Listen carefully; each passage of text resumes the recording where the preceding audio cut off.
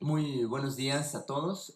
Reitero pues la bienvenida que ya les han dado nuestros directores adjuntos, a todos los que asisten hoy aquí al auditorio del Consejo Nacional de Ciencia y Tecnología y también a quienes pues nos ven en la transmisión que se está haciendo. Muchas gracias por acompañarnos. Pues es para nosotros un gran gusto tener la oportunidad pues de celebrar este ciclo de conferencias y mesas de diálogo, Ciencia por México 2019, y de comenzar pues con la conferencia magistral del doctor John Ackerman, ¿no? La conferencia la hemos titulado La Rectoría del Estado y el Interés Público en Ciencia y Tecnología.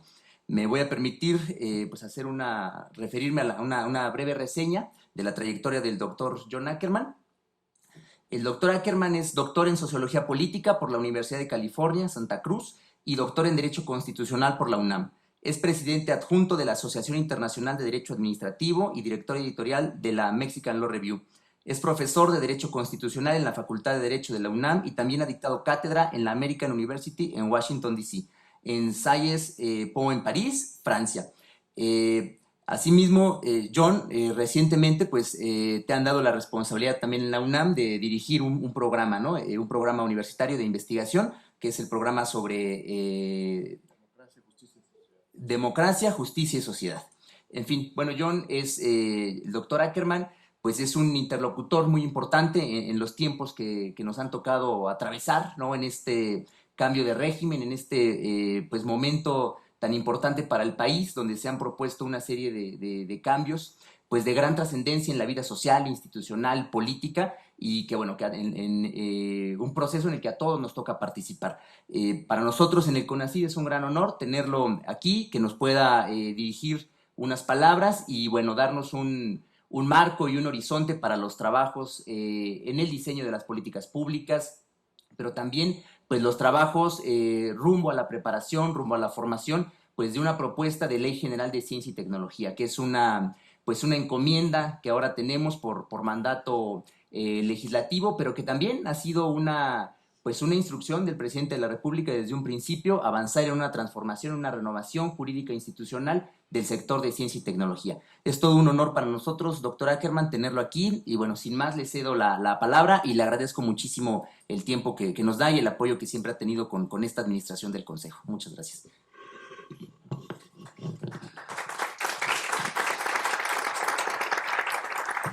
Muchísimas gracias, Raimundo. Un gusto, honor estar aquí junto contigo. Un abogado joven, que representa, enarbola, pues, la visión, la práctica, la innovación de esta cuarta transformación. Tenerte aquí en CONACYT es un lujo, privilegio para nosotros los académicos y nos da mucha aliento y esperanza, así como el liderazgo de la doctora Marilena Alves Bulla, que pues es de las funcionarios más echados para adelante, más valientes, todos lo son. No es cuestión de poner rangos ni categorías, sino de reconocer el trabajo tan claro y decidido de la doctora Alves Bulla, porque desde el primer día que ella fue mencionada, incluso en un debate, ¿no? Creo que fue el segundo debate presidencial hasta la fecha, ella ha tenido un gran rigor y compromiso con los principios centrales de esta cuarta transformación y es una líder en la materia también, en materia de administración pública directamente, viniendo de la academia. Estos son muchos que antes no tenían oportunidades de gestión pública en el viejo régimen. Fuimos excluidos de estas instituciones y que ahora con este cambio político se abren las oportunidades para nuevos cuadros, nuevos liderazgos y aquí en CONACYT creo que tenemos un ejemplo particularmente claro de ello. Así que por ello yo y muchos pues hemos entrado con mucho entusiasmo desde la academia, desde la comunidad científica, a apoyar este esfuerzo de transformación. Yo creo que tenemos que empezar con un poco de teoría, de historia, si me permiten. mi formación original es como filósofo, entonces luego me ando por las ramas, pero yo creo que sí es importante ubicarnos, porque con tanto ruido mediático, con tanta guerra sucia, ataques constantes, una necesidad desesperada de algunos sectores de deslegitimar de qué se trata este proyecto, tanto de CONACYT como de toda la Cuarta Transformación, de repente a algunos se les olvidan de qué se trata este proyecto. El neoliberalismo, tuvimos hace un año aquí de visita en la UNAM uno de los grandes expertos en el tema, el maestro David Harvey, de una conferencia magistral ahí en la Coordinación de Humanidades. También en esas mismas fechas tuvimos a Manuel Wallerstein. En unos próximas semanas vamos a publicar algunos libros con sus conferencias y otros. Nos invitaron a reflexionar sobre qué se trata esto de neoliberalismo y qué implica que haya llegado un régimen, un nuevo gobierno con una visión anti-neoliberal o post-neoliberal. Algunos teóricos del viejo régimen, del régimen neoliberal, quisieron vender la idea de que hubiera una distinción radical entre el liberalismo y el neoliberalismo. Pero en realidad, cuando vemos históricamente hablando, tenemos una consistencia muy clara. Así como el liberalismo del siglo XIX implicó una ideología de una clase social, un poder social emergente, hoy también el neoliberalismo es la ideología de una nueva fuerza internacional emergente, una red basada en un poder financiero sin parangón, una red internacional de poder que ha generado cada vez mayor desigualdad, menor protección social y menor interés público. La ola neoliberal de los últimos 30, 40 años han implicado el desmantelamiento de este estado de bienestar, pero no solamente ha sido un proyecto económico, ha sido también un proyecto político, social, cultural y científico, que ha promovido valores de individualismo, de consumismo, del interés privado sobre el público. Y hay algo muy interesante, no ha implicado estrictamente hablando la reducción del tamaño del Estado. En algunas partes sí, en términos de las empresas públicas, pero las responsabilidades y el financiamiento incluso estatal se han aumentado, y eso lo vemos de manera muy clara en el caso mexicano, que ahorita pasamos al caso específico, pero en general como fenómeno global, el neoliberalismo, si bien ha implicado una reducción del financiamiento social y de las empresas del Estado, ha implicado normalmente un aumento, por ejemplo, en el gasto militar represivo, ha implicado un aumento en el financiamiento para los servicios de inteligencia, investigación y control social, ha implicado un abultamiento de las burocracias estatales, sobre todo en materia financiera y tecnocrática, ¿no? Estos son los medios del asunto, por ejemplo, de la renuncia de Ursúa. Ursúa dice que renuncia porque él es más progresista el presidente, supuestamente, pero en realidad la resistencia ahí era con respecto a esa herencia neoliberal de abultar las burocracias tecnocráticas.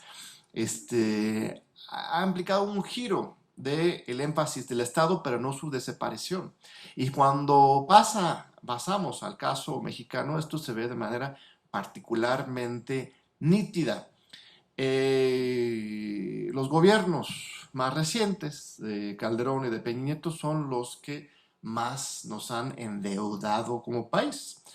Este endeudamiento público se ha multiplicado en unos 3, 4 veces, 2 veces con Peña Nieto, otros 2 con Calderón, dentro de un enfoque supuestamente neoliberal y tecnocrático, en un enfoque supuestamente, y que sí lo era, de reducción del financiamiento público para los proyectos sociales. Pero esto no ha implicado en realidad una reducción de el gasto público o del Estado como tal. Lo que ha implicado es un giro del Estado hacia el financiamiento y el apoyo a intereses privados. Algunos incluso han llegado a decir, yo sé que aquí está Steve Morris, un gran experto en materia de corrupción, Manuel Castel estuvo aquí hace unos meses, va a regresar ahora en agosto, ya mencioné a David Harvey, por ejemplo, ya hay una comunidad intelectual que empieza a llamar el neoliberalismo como precisamente la corrupción estructural y institucionalizada. ¿Por qué? ¿Qué es la corrupción? La corrupción en los cánones estrictamente hablando, científicos, de algunos grandes expertos ahí en los Estados Unidos, Europa, se define la corrupción como el desvío de recursos públicos a intereses privados, ¿no? Si un funcionario público utiliza el dinero que está bajo su responsabilidad, en lugar de utilizarlo para algún proyecto social, lo embolsa o lo regala a su familiar o amigo, eso es corrupción, eso denuncia, es ilegal. Un sistema neoliberal es esa misma lógica, pero legalizada y desde arriba, ¿no? Y esto es lo que hemos visto. No ha implicado una reducción, sino un aumento incluso al endeudamiento, el gasto público, pero no para el interés público, sino para el interés privada y particular. Redes clientelares de organizaciones sociales, sindicatos, yo estoy a favor del sindicalismo, pero sindicatos corruptos al servicio de intereses particulares, organizaciones clientelares, ONGs, mi respeto para la sociedad civil, las ONGs, pero hay muchos, y había una explosión de financiamiento a estos organismos en los últimos sexenios, que se ha utilizado precisamente para alianzas políticas y no para resolver problemas sociales. Todo este dinero también para financiar la compra del voto, ¿no? El gasto político electoral, uno de los grandes escándalos que se dieron a conocer en diciembre de 2017 fue, por la New York Times, fue la transferencia de millones de pesos de Hacienda a los estados de Coahuila y de Chihuahua para las elecciones, que fueron desviados para proyectos educativos, ¿no? Miles de millones de pesos depositados espontáneamente, de manera sospechosa unas semanas antes de las elecciones, que de repente los gobiernos estatales los usaban para contratar servicios educativos, consultorías para el gran nuevo plan de trabajo educativo en ese estado, que pues, como la estafa maestra, ¿no? Que se entregó al final unos textos de Wikipedia. Y ese dinero fue directamente a las elecciones. Un gasto público enorme, nada más que no para el interés público, sino para el interés privado. Entonces, lo que podemos llamar nuestra forma de neoliberalismo mexicano, que insisto, no es solamente de México, es un fenómeno global, es un neoliberalismo populista, el nuestro. Eso es el verdadero populismo, ¿no?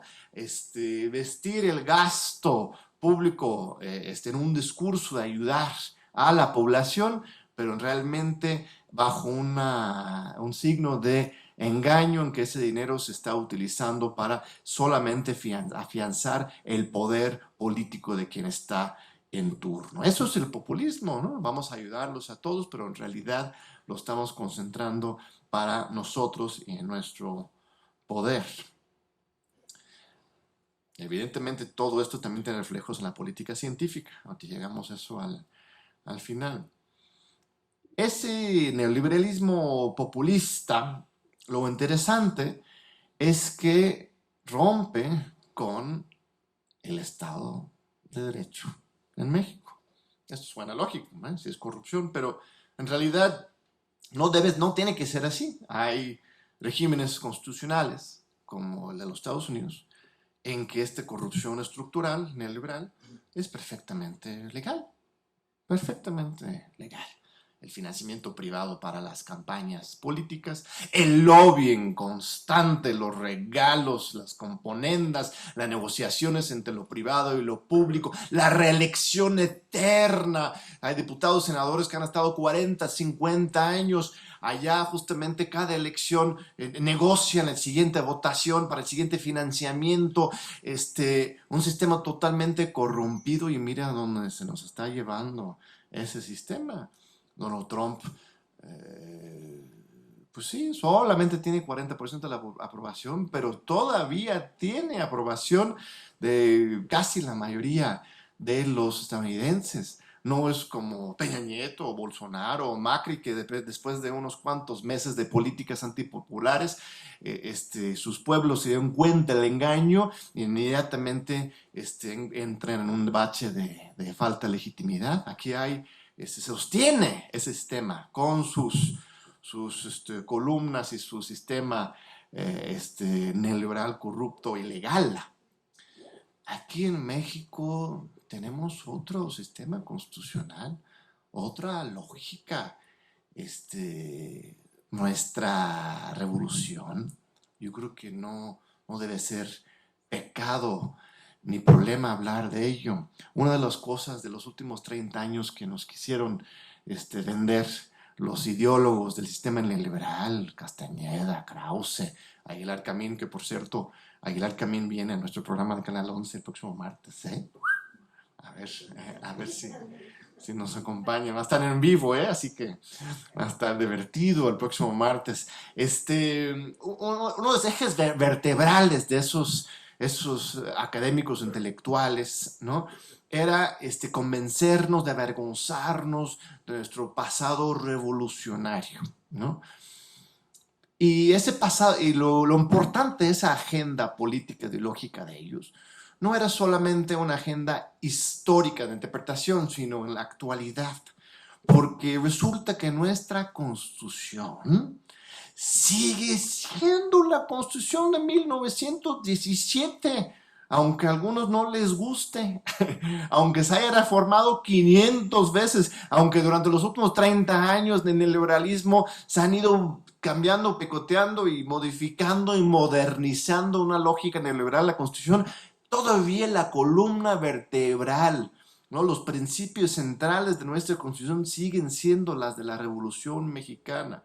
Y es una revolución fascinante porque no fue una revolución comunista, ustedes saben, pero tampoco fue una revolución neoliberal ni plenamente procapitalista. Ahí tenemos instalado en el artículo 27 de nuestra Constitución la idea, el precepto, el principio central del interés público en general sobre el privado. Se habla en esa primera frase, el artículo 27 constitucional, de que todas las tierras y aguas de esta nación pertenecen originariamente a la nación, que podrán ser posteriormente entregados para su uso a particulares, constituyendo así la propiedad privada. La propiedad privada existe, se fomenta, las libertades democráticas también, la división de poderes también. No es una constitución antiliberal en ese sentido, ni económica ni políticamente hablando, pero sí es una constitución en una visión de Estado colectivista, social y comunitaria. Y esto fue lo fascinante del sexenio de Lázaro Cárdenas. ¿Qué hizo Lázaro Cárdenas? Hizo valer la ley revolucionaria, social y democrática de la Constitución 17. Después de décadas de que no se había aplicado esta ley, de repente llegó un presidente que, en primer lugar, coloca el poder, una vez más, dentro del poder ejecutivo de Los Pinos. Él es el que va a Los Pinos, ahorita regresamos al Palacio por motivos similares, pero él es el que recupera el poder para el Estado. Porque antes de Lázaro Cárdenas estaba Calles, hasta había una cantaleta popular, ¿no? Que en gobierno no es el de Palacio, es el que vive atrás, ¿no? El jefe del partido, el jefe de las redes clientelares, el jefe del poder social fáctico es el que realmente gobierna.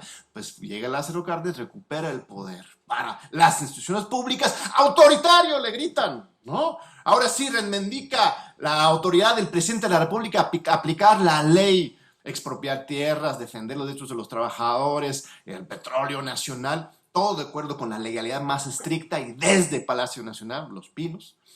Y lo llaman dictador autoritario. Esa es la idea de esta ideología neoliberal viendo hacia el pasado. Y es la misma lógica que nos aplican hoy. Dice, Andrés Manuel llega ahora sí a encabezar un Estado fuerte con liderazgo claro a favor del interés público, rompiendo con estas redes informales, extrainstitucionales que controlaban la política nacional.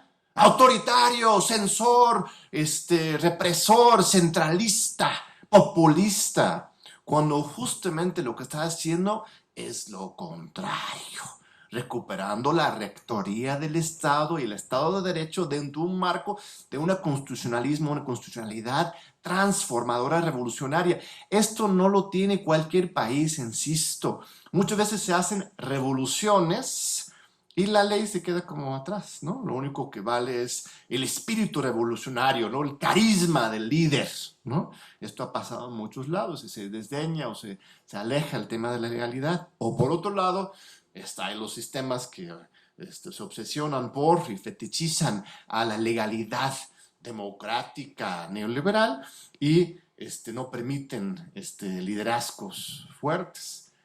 Pero aquí tenemos una síntesis de las dos cosas. Y esto no es nuevo, digo, esto no es un invento de Andrés Manuel, esto viene de nuestra herencia de la Constitución 17, de la herencia del cardenismo, y hoy lo que estamos haciendo es recuperando ese mismo espíritu de legalidad democrática junto con un liderazgo transformador que está dentro de nuestro mismo texto constitucional. Entonces, despejemos de esas fantasías neoliberales vestidos del liberalismo que nos dicen que la rectoría del Estado es equivalente a autoritarismo, que cuando es justamente lo contrario, la rectoría del Estado es el interés público encarnada en nuestras instituciones democráticamente electas. Pasemos a la política científica. Lo que yo entiendo, lo que está intentando hacer, lo que está haciendo la doctora María Elena López Bulla, Raimundo y aquí los colegas Alejandro Díaz y Aide Orozco están por acá, están, y la senadora Melda, es que bueno que se quedó un ratito a escucharnos, gracias. Es precisamente recuperar esa misma lógica. La ciencia nos enseñan en la escuela, bueno, las escuelas de esta ideología más reciente, debe ser objetiva. Así como el periodismo, ¿no? Que es otro tema fuerte de estos últimos días, que cada vez que el presidente se atreve a expresar su opinión, no viene con ninguna acción de censura, simplemente expresar su opinión, de repente esto se toma como una violación de la pureza de una profesión que solamente puede definirse de una manera, que no se permite otras definiciones. ¿Qué dice el presidente del periodismo? Los verdaderos grandes periodistas de esa historia, de la historia de México en particular, han sido periodistas comprometidos con la transformación social, que es muy fácil hacerse el independiente, el objetivo, y así ser cómplice de un sistema injusto. Hay que comprometernos.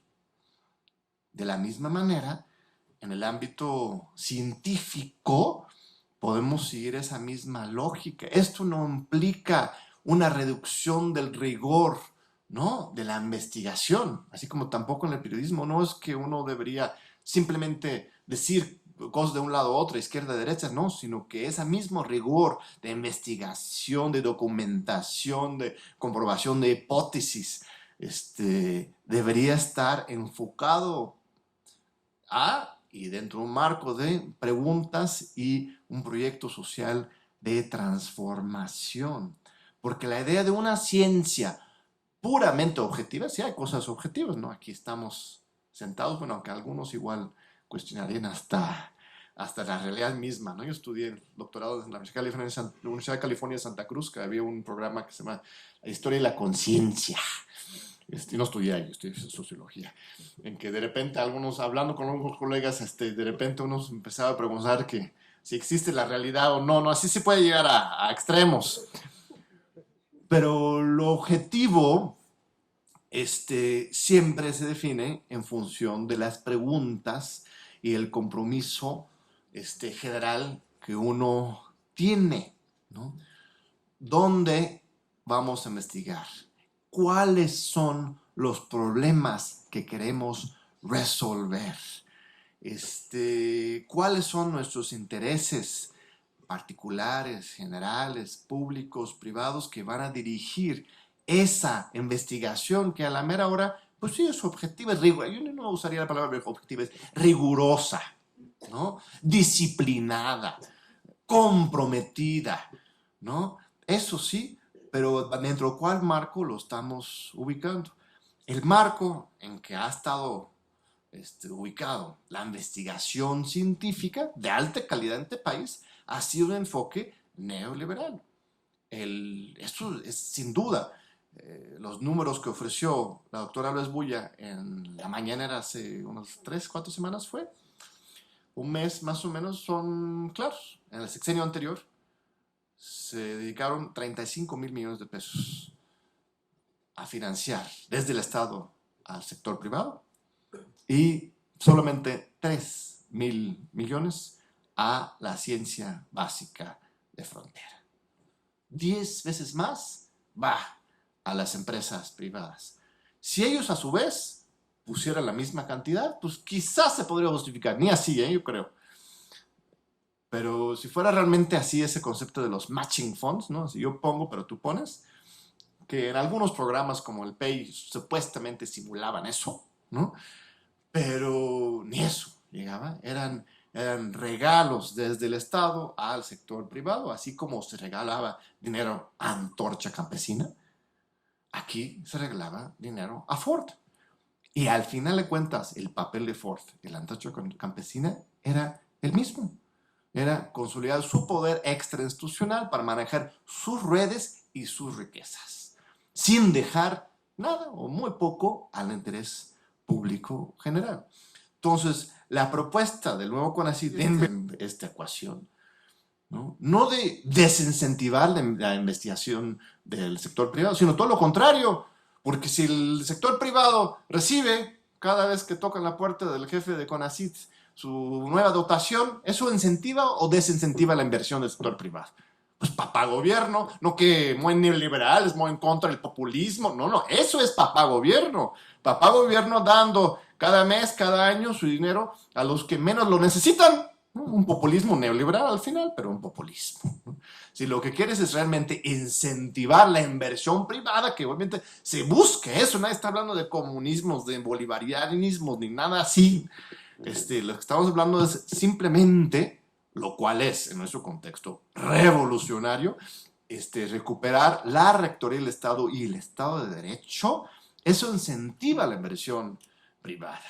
La austeridad, utilicemos los recursos, austeridad republicana, no neoliberal, utilicemos los recursos de Estado para la investigación, para resolver problemas y no para estar abultando las burocracias, ¿no? Uno de los temas muy fuertes que está ahorita en estos días sobre las ONGs, ¿no? Estas asociaciones civiles, en particular lo del foro consultivo.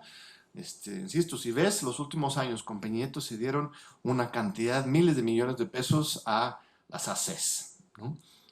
Algunos resolvían problemas concretos, ¿sí? Yo estoy de acuerdo, no descalifico en general la necesidad que el Estado apoye a iniciativas sociales. De hecho, eso se dedica con así mismo al apoyar grupos de investigación de la UNAM o de cualquier universidad pública, están apoyando a la sociedad a hacer cosas. Aquí lo que pasó es que a partir de la perversión del sistema es que CONACYT ya no estaba financiando actividades específicas del foro consultivo.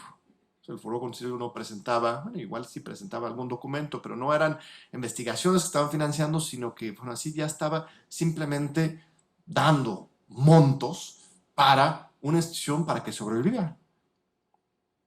O sea, otra vez, papá gobierno, ¿no? Los los neoliberales fomentando la dependencia del Estado de una asociación civil. Con la asociación civil, pues sí, que presente sus proyectos, que concurse, que se dictamine, que CONACYT apoye, pero en una lógica de resolver problemas específicos dentro de un enfoque general. Los centros CONACYT, pues no soy autorizado para hablar de ello, pero hay una cuestión similar aquí, el uso discrecional de los recursos públicos para los diferentes centros CONACYT sin un reglamento y una legalidad clara. Los que protestan hoy están protestando en contra de la aplicación de la ley y los reglamentos. Ahora ya, obviamente hay etapas de transición, puede ser que algunos iguales sí están ganando un poco menos, algunos proyectos suspendidos, sí, pero el proyecto a mediano plazo, a corto plazo, es precisamente que las cosas empiezan a funcionar de acuerdo con los intereses públicos y la normatividad. La austeridad no existe para reducir el financiamiento, sino todo lo contrario. La misma ley que va a estar a punto de aprobarse dice en su segundo artículo, tercero, la austeridad es para gastar más, no menos. Es una manipulación, quizás causada por el mismo término, ¿no? Lo que pasa es que escribí sobre ese tema hace unas semanas en el proceso. La palabra austeridad nunca fue originariamente dueño de los neoliberales. Los neoliberales jalaron la palabra austeridad para limpiarse la cara, ¿no? Ellos decían, nosotros somos austeros, ¿no? Esa es la verdadera esencia del neoliberalismo, no ser muy pulcros, muy razonables, muy limitados y austeros en nuestro comportamiento. Fue su careta la de la austeridad. En realidad, como decíamos al principio, el neoliberalismo empezaba derroche y corrupción, pero se vestían esto de una lógica de austeridad. Y ahora lo que estamos haciendo, es difícil para algunos entenderlo, es recuperando la esencia originaria de la palabra austeridad. ¿Qué es eso? Eliminar los privilegios. La austeridad es eso. Ser austero es no tener privilegios, derroche, ¿no? Que los neoliberales se hayan presentado así no hace ellos dueños de esa palabra. Entonces aquí estamos recuperando la esencia real de esa palabra de austeridad, de acabar con los privilegios de arriba, no acabar con los gastos sociales, todo lo contrario. Pero como fueron muchas décadas de una sola lógica, ya la quieren utilizar en contra de nosotros mismos. Es una cosa muy, muy complicada y perversa. El otro gran tema del nuevo CONACYT, que es el de las humanidades, ¿no? Esto también es un asunto muy importante, entender a las humanidades al mismo nivel que la ciencia dura es fundamental. Son diferentes formas de ordenar la investigación, la búsqueda de la verdad y la transformación social, y no tenemos para qué estar separando o diciendo que la ciencia es la que es superior o más rigurosa que las humanidades. Tuvimos una entrevista muy reciente en TV UNAM muy interesante también con el doctor Alberto Vital, coordinador de humanidades de la UNAM, en que hablamos de este tema. Toda ciencia necesita las humanidades y viceversa. Esta división de campos es algo artificial del mismo siglo XIX, del liberalismo original, y aún más atrincherado ahora con el neoliberalismo actual, que justamente para romper con esta lógica hace falta meter las humanidades por todas partes. Por todas partes. Y esto no implica debilitar, insisto, el rigor de la investigación científica, sino todo lo contrario. Implica dirigirlo mucho mejor y generar productos sociales y científicos puros también, mucho más útiles y mucho más profundas. El cambio siempre es difícil, porque los que pierden, aunque sea temporalmente, significan muy fácilmente. Aunque sean poquitos, pierden. Y los que van a ganar, al mediano plazo, pues no saben todavía quiénes son, ¿no? Tarda en ese momento de transición, los incentivos y la estructura es muy desfavorable para el cambio. Por muy inspirador que sea el cambio, por muy visionario que sea el cambio, siempre va a ser más fuerte las voces de quienes pierden de quienes van a ganar. simplemente porque quienes van a ganar, y no para ellos, sino de manera general, no saben todavía quiénes son. Entonces, esto es lo que genera esta coyuntura actual. Lo bonito es que en realidad sí la población mexicana sí sabe, sí confía y sí hay una visión clara de que esto va a rendir frutos para todos en el mediano plazo. Y a pesar de la guerra mediática, la desinformación, estamos avanzando de manera muy fuerte y con una gran legitimidad de este gobierno, que es el primero realmente plenamente legitimado en las urnas desde hace muchas décadas. Entonces, pues no sé si me quieres interpelar o comentar, Raimundo, lo abrimos para preguntas y respuestas. Es un honor para mí estar aquí, pues, inaugurando como primer ponente de este ciclo. Ojalá me vuelvan a convocar y les agradezco mucho su atención y abierto al debate, la discusión, la polémica. De eso avanza la ciencia, la democracia en este país. Ya no simulaciones, ¿no? Tenemos que realmente poner las cosas en la mesa, discutir y debatir. Así va a avanzar el conocimiento. Muchas gracias.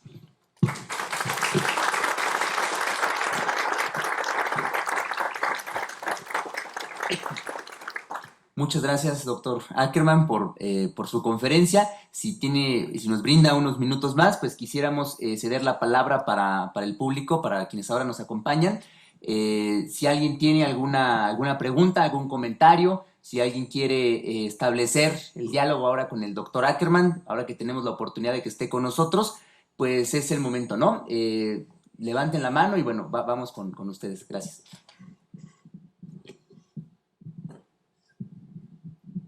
Buenos días, doctor.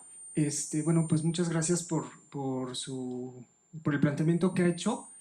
Y bueno, entiendo que su visión es una visión crítica, ¿no? O sea, su visión es una visión crítica respecto de la política científica que tenemos, ¿no? O que se ha implementado en los últimos decenios, ¿no?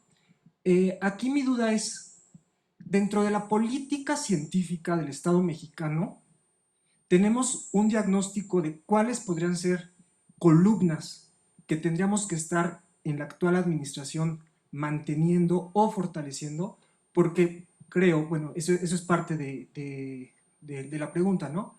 Creo que no podemos poner todo en blanco y negro, ¿no? O sea, creo que dentro de la política científica mexicana, en esta visión de largo alcance, o sea, no solamente pensarlo respecto de la época neoliberal, ¿no?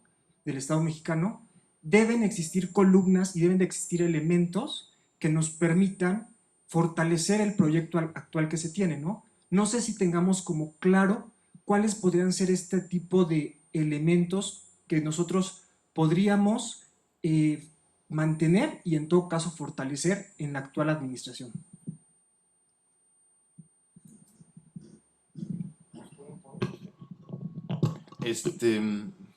Sí, yo creo que esa lógica constructiva es muy importante. Es fascinante, tomando otra vez una metáfora, un ejemplo del periodismo. Ustedes saben, hay un par de programas nuevos en el Canal 11, uno de ellos tengo el honor de dirigir junto con Sabina Berman. Y cuando crearon estos nuevos programas, de repente todo el mundo empezó a gritar que estábamos transformando el Canal 11 en un aparato ideológico del Estado y que el autoritarismo. Y nuestra respuesta era muy clara. Nuestros nuevos programas no reemplazaron absolutamente ningún programa. Todos los viejos programas siguen. Yo hasta cuestionaría eso, pero siguen todos los viejos programas, ¿no? El nuevo enfoque termina siendo un complemento, no una destrucción de lo anterior. Es la pluralidad que nunca teníamos, ¿no? Y de la misma forma veo el proyecto aquí de CONACYT, complementar, no destruir. No es al diablo con las instituciones, es un al diablo con sus instituciones, ¿no? La distinción sutil que nos marcó Andrés Manuel López Obrador desde 2006, ¿no? No es que las instituciones no funcionen, sino que han estado funcionando de manera sesgada, entonces hay que complementarlas. La doctora Elena Álvarez Bulla ha sido muy clara. Aquí estoy retomando sus láminas, no tengo proyectado ahorita, de que ella presentó en la mañana hace un mes, en que está resumiendo los pronaces, que no lo mencioné aquí, pero pues, venía implícito. Los pronaces son precisamente esta idea de organizar, ¿no? De articular las grandes visiones estratégicas. También hay convocatorias para ciencia pura al viejo estilo, pero complementariamente con todos estos nuevos recursos que tenemos, vamos a tener, que ya no se van a regalar a Ford o a las pizzerías, ¿no? Había un proyecto muy chistoso de innovación tecnológica en que Conacyt dio $1,000,000, alguna cosa así, una pizzería para nuevas pepperonis o algo así. No, era para nuevas formas de enfriamiento de pizzas, alguna cosa así. Pero o nuevas pinturas de Ford. Todo ese dinero va a haber más para la investigación, entonces, aparte de ese mismo apoyo de siempre, incluso más a la investigación científica, no se está quitando nada, simplemente complementando con estos grandes proyectos de los programas nacionales estratégicos, que aquí la lista es larga: transición energética, salud, paz e inclusión social, prevención de riesgos naturales, calidad del aire, toxicidades, ciudades sustentables, memoria histórica, violencia, riqueza biocultural, soberanía alimentaria, movilidad, cambio climático, cuencas de agua, cuestiones de transición democrática y procesos democráticos. Hemos estado apoyando también ahí en algunos proyectos. Y aquí la idea es que antes las envolturas eran determinadas por pues, el poder político social, ¿no? Este grupo articulaba una visión estratégica en materia científica. Ahora ya no son grupos de intereses, sino son ideas y problemas sociales, ¿no? Entonces esa es la respuesta corta a una buena pregunta. Sigamos. Buenos días, soy Edgardo Valencia, servidor, y agradezco la oportunidad de tener pues una reflexión acá colectiva al CONACYT a través del maestro Raimundo Espinosa y desde luego al doctor Ackerman. La reflexión que hago, y es comentario-pregunta al doctor Ackerman, es en el sentido de que la ciencia, la tecnología y la innovación en la cuarta transformación, y desde mi perspectiva, pierden sentido si no están orientadas hacia el bienestar social, con un claro énfasis en los derechos humanos. El CONACYT, del total del presupuesto asignado a esta materia, administra alrededor del 25% más o menos. El resto está diseminado en el aparato público y no necesariamente hay una clara articulación entre los propósitos de las diversas partidas que están en las secretarías. En alguna ocasión, hace ya algunas décadas, a mí me tocó indagar sobre la correspondencia o coherencia de estos recursos, y sucedía que muchos programas tenían pues mucha similitud, había duplicidades, etcétera, y se encargaban de hacer investigaciones que no tenían efectos en términos sociales, en términos prácticos, sino en términos del propósito muy personal del investigador. Bichos no patógenos, por ejemplo, que decías, bueno, ¿esto a qué nos lleva? ¿No? Un ejemplo de ese tiempo. Me temo que algo pueda estar sucediendo en la actualidad de ese tipo. Yo le preguntaría al doctor Ackerman, de acuerdo a su visión, ¿hacia dónde deberían de canalizarse estos recursos en materia de ciencia, tecnología e innovación, si el propósito es que efectivamente contribuyan al desarrollo nacional en términos justamente del bienestar social? Esa sería la cuestión que a mí me inquieta, y creo que el CONACYT debería claramente reflexionar en este sentido, y en particular la inclusión, de acuerdo al 25 constitucional, del sector social dentro de la alianza, podríamos decir, público, privado y social. Eso sería. Gracias. Sí, pues entiendo que eso es... ¿Usted ya trabaja aquí en CONACYT o no? ¿Eh? No. Ah, bueno, pues habla como si ya estuviera aquí trabajando con CONACYT. Entiendo que es justo lo que usted acaba de plantear, es la idea. Con respecto a la articulación de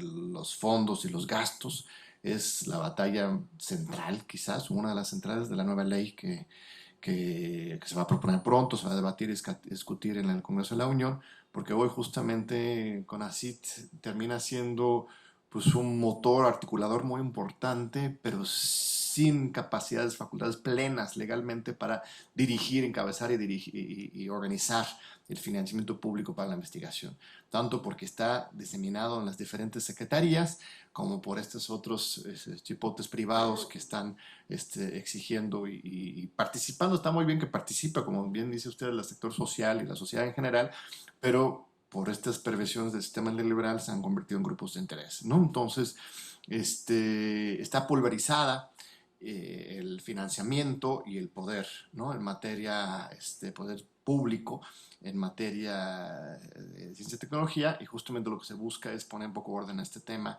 con la nueva ley, que los críticos dicen pues lo mismo siempre, es autoritarismo, centralismo, porque tienen una lógica neoliberal, creen que las cosas tienen, que el Estado no puede encabezar un interés público, cuando precisamente lo que tendría que ser es eso. Con respecto al bienestar social, pues por supuesto, el sector social, así es el signo de todo este gobierno, ¿no? Y me atrevería a decir incluso desde la Revolución Mexicana, nuestra Constitución. Lo que pasa es que en la época neoliberal solamente se ha fomentado la parte privada. Antes era, pues sí, igual más, demasiado estadista, ¿no? Entonces los neoliberales llegan y quieren fomentar al lado privado a partir del mismo Estado, como decíamos, ¿no? El Estado del verdadero Estado papá, populista, neoliberal, fomentando y regalando dinero a lo privado.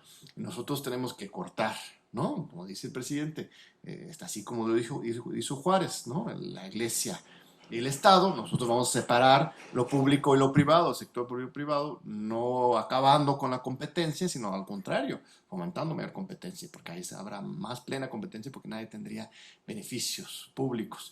Pero si no es suficiente solamente cortar ese lazo, sino tenemos que generar otro eje, que es precisamente el sector social. Eso es el gran reto, por ejemplo, con respecto al proyecto transísmico, ¿no? Un proyecto que ha estado en la mira de los neoliberales, de los liberales de hace mucho tiempo, ¿no? Nuestra cintura de México para generar este tránsito de bienes y servicios para los Estados Unidos, en particular un enfoque colonial históricamente. ¿Qué ofrece el nuevo gobierno? Bueno, vamos a aprovechar de nuestras oportunidades de desarrollo, y vamos a incorporar el sector privado, pero también de manera igual, va a ser público, privado y social, ¿no? Los indígenas, las comunidades que hoy son propietarios ahí, van a seguir siendo propietarios, no los vamos a expulsar y correr, vamos a incorporar dentro de un enfoque de desarrollo regional. Esto incluso nos va a ayudar en el tema de la migración y el desarrollo en general del sur del país. Entonces, pues eso es el reto, eso es el proyecto. La cuestión es hacer las reformas legales correspondientes y generar la fuerza social suficiente también para demostrar resultados antes de que estas guerras sucias de legitimación tengan éxito en la opinión pública y el estado de ánimo social, ¿no? ¿Seguimos? Sí, por favor.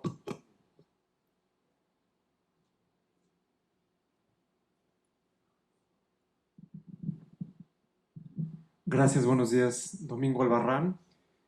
Esta nueva visión de un interés público por parte de la Rectoría del Estado mexicano hacia la ciencia y la tecnología, ¿qué postura toma en torno a esta carrera tecnológica mundial que busca la hegemonía vinculada al avance tecnológico con la apropiación del capital, pues para tener esa hegemonía? Hace un par de meses se vio este show mundial entre el gobierno estadounidense que puso multas a las empresas chinas y y la guerra que estuvo por desatarse. ¿Qué postura toma el Estado mexicano con esta nueva visión? ¿Cómo se adapta? ¿Qué aporta al mundo al respecto con ese fuego cruzado que pues está ahí latente? Pues no me atrevería a decir yo la palabra del Estado mexicano, pero sí, lo que yo veo, lo que yo percibo, lo que está haciéndose aquí en CONACYT es uno de la soberanía, es uno de los puntos centrales, ¿no? De que tenemos que ir generando mucho mayor innovación, ciencia, tecnología, que se queda en el país y que parte en primer lugar de nuestras problemáticas, ¿no? Y por otro lado, que se quede ese conocimiento aquí y que luego sí, que se puede compartir con el mundo, pero que no perdamos estos derechos de propiedad público o privado, que no seamos solamente un lugar de saqueo de estas empresas transnacionales. Los transgénicos es un caso muy claro al respecto, que la directora CONACYT tiene mucho conocimiento y interés en particular ahí, pero eso es un caso de muchos más, en que hay un saqueo de conocimientos, de tecnologías de México por el mundo y que además nos debilita frente a estas guerras comerciales. Desde luego, las amenazas más recientes de Trump con respecto a la migración, los aranceles, pues nos debería ayudar, ¿no? A abrir los ojos con respecto a la necesidad, por ejemplo, de la autosuficiencia alimentaria. Esto es un objetivo muy claro que viene señalado en el Plan Nacional de Desarrollo. Andrés Manuel López Obrador ha dicho que antes de que termine su sexenio vamos a ser soberanos en materia alimentaria. ¿Cómo lo vamos a hacer? Pues con mucha innovación y tecnología de punta y también apropiada, ¿no?, a nuestras circunstancias. Todos sabemos, México es cuna de muchos alimentos, el maíz, el chocolate, el jitomate, muchas cosas, el mango, ¿no?, el aguacate, tantas cosas que disfrutan en el mundo entero, pero nosotros luego no hemos logrado generar. Debería ser, no fácil, pero alcanzable en 6 años, ¿no? Y así se lo ha planteado el presidente, y eso nos daría una enorme soberanía política, económica, porque simplemente tener esa confianza de que generamos lo que tenemos para sobrevivir, ¿no? Es como recientemente, hace unos años, las protestas de los maestros en Oaxaca, ¿no? Una de las cosas que más fortalecía esas protestas eran precisamente que todavía en Oaxaca tienen una economía autosustentable, ¿no? Y los medios desde la Ciudad de México quisieron generar una histeria, ¿no?, de que ya no hay alimentos en Oaxaca porque están bloqueando las carreteras, los maestros, etc. Pero no, en realidad estaban bastante bien abastecidos los mercados, porque ahí todavía hay una economía local. Y si nosotros en México no tenemos eso, pues vamos a estar siempre, ¿no? Pues es como el estado de sitio del medioevo, ¿no? Trump habla de una arancel de 5% hoy, pero pues viene a Cuba, etcétera, Venezuela. O sea, ellos son capaces de cualquier cosa con tal de defender sus intereses. Si no tenemos esa base mínima, no vamos a poder ni hacer lo demás, ¿no? Entonces, sí, justamente veo que eso es, por lo menos lo que ha dicho la doctora, no sé si Raimundo quiere hablar más sobre ese tema, pero sí, evidentemente es un eje central, ¿no? Quizá un par de intervenciones más. El doctor Ackerman tiene un compromiso y bueno, no se puede quedar mucho más con nosotros, pero sí, 1 o 2 preguntas más o comentarios que tengan, por favor.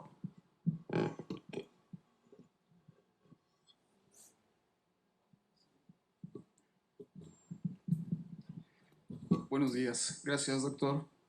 En esta visión que plantea usted de un mundo globalizado y al mismo tiempo menciona una red internacional de poder, ¿cuáles serían esos riesgos específicos en materia política y económica? Desde luego lo que le sigue, que es ciencia y tecnología, riesgos muy específicos para alcanzar por un lado la soberanía y por otro lado la rectoría del Estado.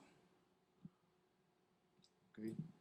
Una pregunta muy general, más bien, no sé si usted quería aportar algo muy específico en ese tema, pero pues sí, es una coyuntura global muy complicada, en que cada vez se acumula más poder estas empresas transnacionales de la mano con los poderes políticos del norte, aunque también hay una disputa hegemónica global muy fuerte. En los Estados Unidos están muy asustados con China, con Rusia. Es fascinante como no han salido todavía de la Guerra Fría, siguen con una lógica anquilosada, trasnochada, absolutamente. Estuve ahí un par de semanas, ustedes saben, yo nací allá, en el Gabacho. Estuve visitando a mis papás, leyendo la prensa y mira, la Guerra Fría quedó hace 30 años, pero siguen, ¿no? Los enemigos siguen siendo los rusos y los chinos. Y es fascinante cuando Rusia y China, Rusia más que China, son plenamente capitalistas, hipercapitalistas. En China hay mucha inversión del Estado como tal, es un capitalismo de Estado, pero no ponen en cuestión el consenso capitalista internacional, para bien o para mal. Entonces, pero en lugar de entender esto, se atrincheran en unos conceptos muy viejos.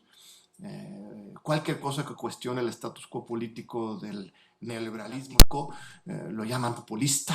No son capaces de entender las innovaciones democráticas que están surgiendo en todo el mundo y sobre todo en América Latina y en particular en México, que nos toca ser faro de toda la región, ¿no? Frente al colapso de los experimentos democráticos en Sudamérica, por sabotajes, por problemas internos, por muchas cosas. El caso de Brasil es el más claro, con Lula en la cárcel. Lo fascinante es que México hoy yo creo que se coloca como un centro, un foco particularmente interesante, emocionante para reconstruir una visión de justicia social basada en la libertad y la participación ciudadana, que es justamente lo que necesita, exige el mundo. Muy excepcional el caso de México. En el mundo entero se están colapsando las ideologías, los sistemas se están empoderando de estas redes internacionales. Las respuestas políticas han sido muy débiles desde el eje democrático y muy fuertes desde el eje neofascista en el mundo entero, menos en México. México, aquí llegamos tarde a esa ola progresista, pero llegamos con una fuerza y unos aprendizajes muy profundos que yo creo que nos da una posibilidad, no solamente para reconstruir México, sino para poner el ejemplo al mundo. Quizás exagero, pero pues han estado visitando México, no gratuitamente, muchas personas muy importantes. Mencioné algunos que hemos traído la UNAM. Ahorita mismo anda en México Jean-Luc Mélenchon, el obrador francés, ¿no? Que escribí el lunes en la jornada.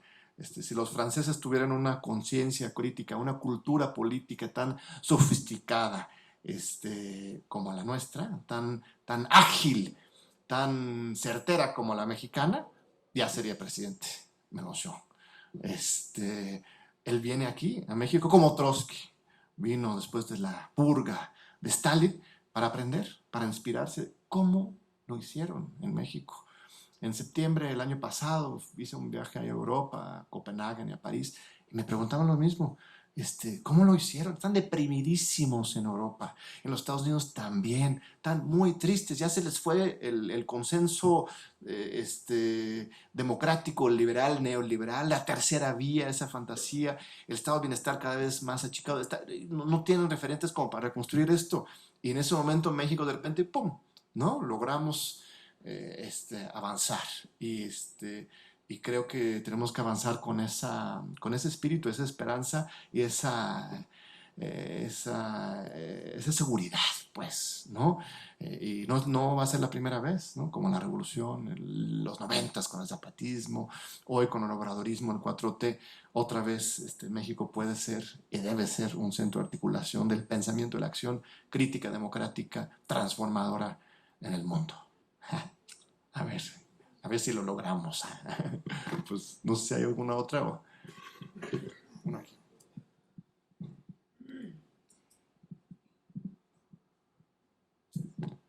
Buenos días, doctor. Una pregunta nada más. ¿Cómo podemos en este nuevo gobierno superar el reto que nos impone la participación democrática de la sociedad sin que se cree una participación elitista, cooptada por ciertos grupos de poder que se arrogan una representatividad de toda la comunidad? Esa sería una pues es el gran reto y eso es lo que ustedes están enfrentando ahora con esto de lo del foro, etcétera. No solamente aquí, sino en otros lados. Es un resultado de estos años de neoliberalismo en que se ha tomado en cuenta la sociedad civil, pero siempre desde un enfoque elitista. El mismo presidente lo ha dicho, él ha sido muy criticado también por esta expresión, que él ha dicho, mira, antes hablábamos de pueblo, ¿no? Cuando yo decía a él, bueno, él era dirigente social, luchando a apoyar a los indígenas, a los deudores, ¿no? Hablamos del pueblo. Eso era la palabra, para bien o mal, pero era un concepto general de movilización social. Y ahora se habla de la sociedad civil. Está bien, hay ONGs que hacen buen trabajo, nadie lo cuestiona. Pero que de repente la bandera ya no sea pueblo, sino sociedad civil, implica algo fundamental, ¿no? Entonces, sí, hay un lugar para las ONGs, porque es una figura jurídica, ¿no? Nunca ha cuestionado las ONGs como tal, aunque hay reglas de austeridad, etcétera, que obviamente limiten eso. Lo que cuestiona el presidente es el discurso de que ahora sí, ahora la transformación de la sociedad civil, que tiene esos elementos elitistas, incluso clientelares, ¿no? Y de derroche y de control, ¿no? Entonces, ¿cómo recuperar eso de la plena participación ciudadana, por ejemplo, en la definición de las políticas científicas, los grandes problemas? Yo creo que es un gran reto y sí es urgente ir avanzando en ese terreno, porque solamente cortamos, ¿no? Todavía estamos en esa época, esa etapa destructiva, ¿no? De desarticular esas viejas redes de complicidad y de corrupción neoliberal.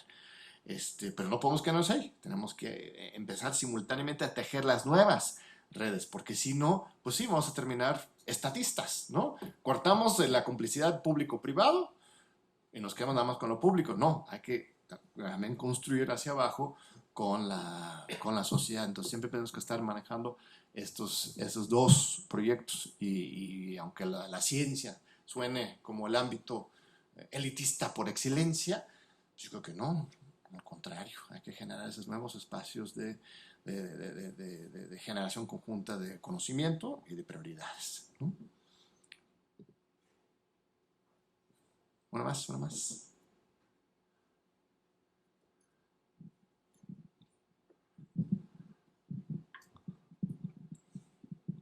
Buenos días, doctor. A mí me gustaría saber cuál es su visión para el SNI.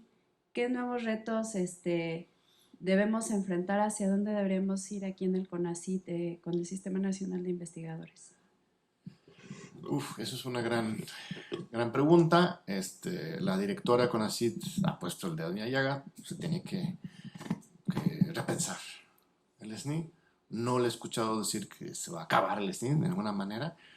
Andan queriendo generar esa idea a partir de declaraciones sueltas de algunos funcionarios. Ella quiere repensarlo.